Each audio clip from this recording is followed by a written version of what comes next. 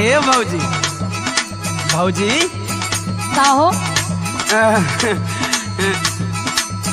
एगो बात कही। का कथुआ बोला? तनी भैया से कही के हमार बियाह ना करवा देबू। अच्छा, बड़ा बियाह करे के तोहर मन बा? अरे एमे ओमे कुल कही ले लेवनी, अब उमरिया होई न गइल बा। अच्छा, एमा उमा कर ले हो, यही लिए इतना चोलहात हुआ। हाँ हो बियाह करबा? हाँ। तनी हमारी 2-4 गो सवाल का जवाब दे दो, ओकरे बाद तोहर बियाह करवाओ थे। सवाल? हाँ हो। मैंने तो के ई नहीं खेलागत कि हम तोरा सवाल का जवाब ना दे दे। तो देही के दिखावा, तनी देखी तो। हाँ तो तू पूछी के दिखावा। सुना। हाँ सुनावा। रंगाना ए देवरू रंगाना,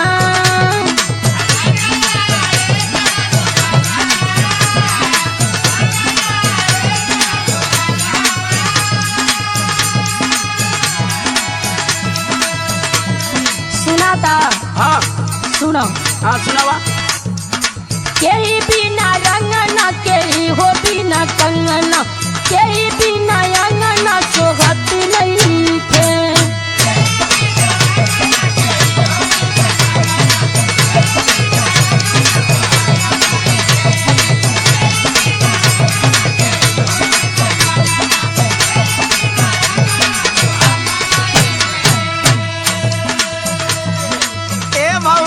बोला। ये तू बड़हन सवाल कर देलू। तो के छोट बुझात का?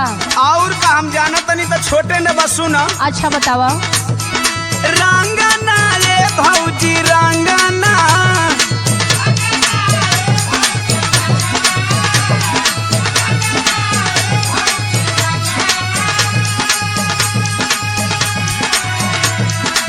एड़ी बिना रंगना, कलाई बिना कंगना, भौजी बिना अंगना सोहत नहीं खे।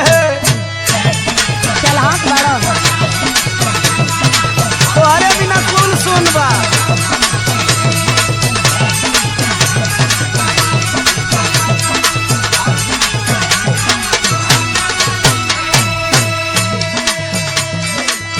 तनी और सुनो। हाँ सुनावा। ककरी ए देवरू ककरी,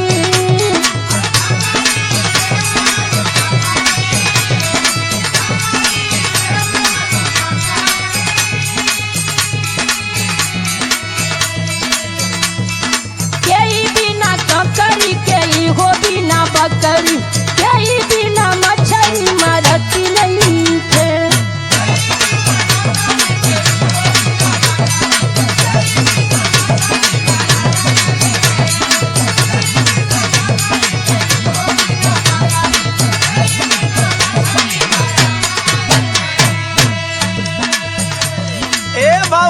बोला। ऐसा ही हम थोड़ी एमए में पास कैले बानी। सुना सुना सुनावा। ककरी ये भौजी ककरी,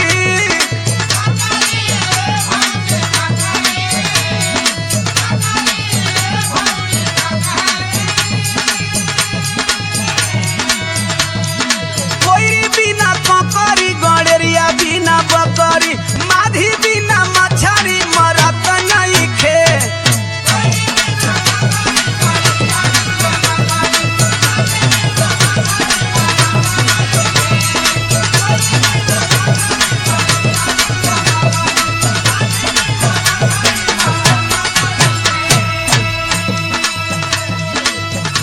बियाह करे के बाद बड़ा जल्दी जल्दी सवाल के जवाब देते। हाँ जानत है। सुना। हाँ सुनावा। हरावा ए देवरू हरावा,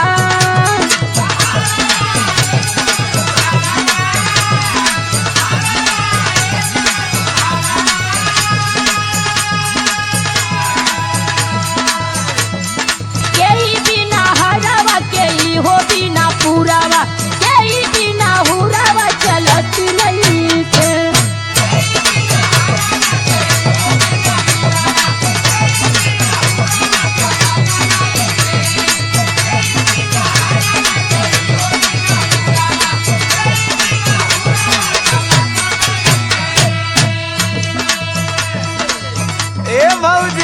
बोला देवर। हम PhD कैले हैं ये कुल विषय में। अच्छा हाँ सुना। सुनावा। हारावा ये भौजी हारावा। हरवे हरवे करवा तो कुछ आगे भी बोलबा।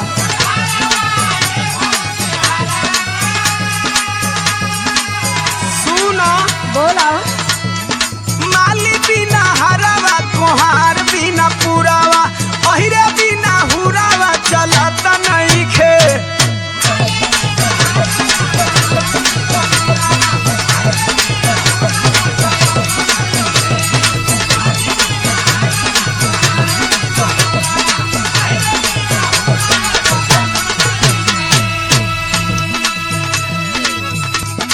हो रहा ए देवलू हो रहा।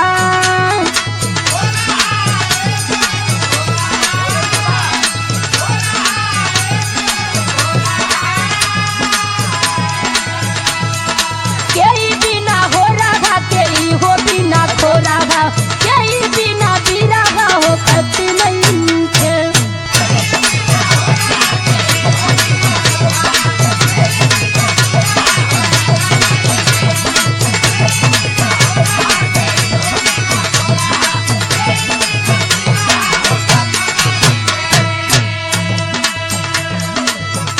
ए भौजी बोला।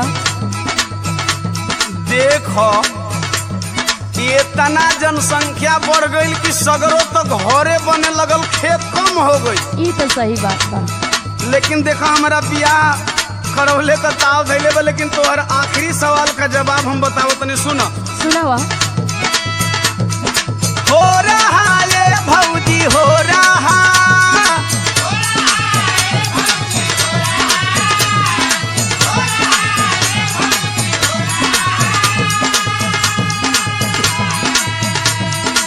ए भौजी का हो? ई तोहर आखिरी सवाल है ना? एकदम आखिरी सवाल है। एकर जवाब दे दे तो तू हमार बियाह बतिवा देबो न भैया। एकदम न बतिया दे। तो सुना। सुनावा। जाना बिना हो रहा कि गैया बिना खो रहा दीवाना बिना पी रहा हो खत नहीं